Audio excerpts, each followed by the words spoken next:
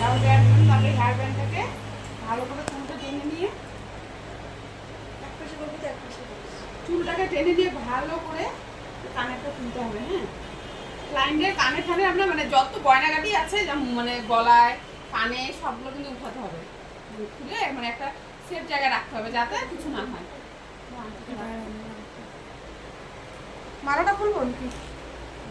মালা কি লাগবে কিন্তু? শুনলে ভালো হয়, একটু কাছে রাখ। তারপরে আমরা হেয়ার ব্যান্ডটাকে টাইট করে লাগিয়ে রাখবো। হ্যাঁ, সব ইসে করে দিয়ে ভালো করে ওই লাগছে না এখানে লাগবে তোমার একটু যদি এখানে লাগাই দিই। এদিকেও আছে। একটাই হবে আমার একটা সোজা করবো। এতটা ভিডিও অনেকটা হবে তো।